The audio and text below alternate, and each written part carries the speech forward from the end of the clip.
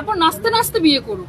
সে হিরণ চ্যাটার্জি ওকে বিয়ে করবে কিনা সেটা আমরাও দেখবো, দেখে বসে আছি। আর বা কোন চ্যাটার্জি ওকে বিয়ে করে দেখি না, ঠিক আছে? আমিও বার্তা দিলাম ওকে, দেখি না কত সুখে স্বাচ্ছন্দ্যে ও সংসার করে।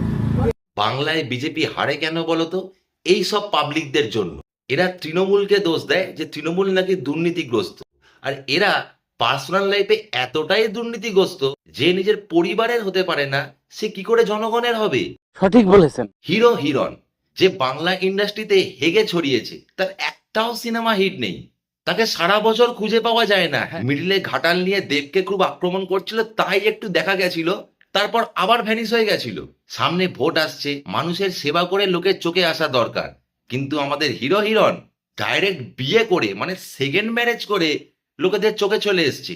এটা হাস্যকর, হাস্যকর। 21 বছরের মেয়েকে বিয়ে করেছে, ভাবা যায়? 21 বছরের মেয়েকে। যাই হোক, ভালোবাসা বয়স দেখে না, কিন্তু তা বলে ভালোবাসি বলে নিজের বউ বাচ্চা থাকতে আর একটা বিয়ে করে নেবো? আগের বউকে ডিভোর্স না দিয়ে আর একটা বিয়ে করে নেবো? একবার ডিপলি চিন্তা করতো, এটা কি মানা যায়? আবার বিয়ে করেছে কোথায়? বেনারসে।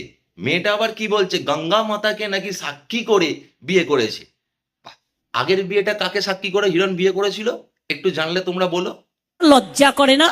অনেকে আবার বলছে খড়গপুরের পুরোপুরি হবে দোষ, কারণ দিলীপ বাবু রিসেন্টলি বিয়ে করলো, সেও চাইছিল খড়গপুরের হয়ে দাঁড়াতে, আর হিরণ তো আগে থেকে বিবাহিত ছিল, সে তো খড়গপুরে দাঁড়িয়ে জিতেও গেছিল। এখন কি নিজের পদ্মাকে বাঁচানোর জন্য আবার একটা বিয়ে করে নিল? এটাই কি আসল সত্য?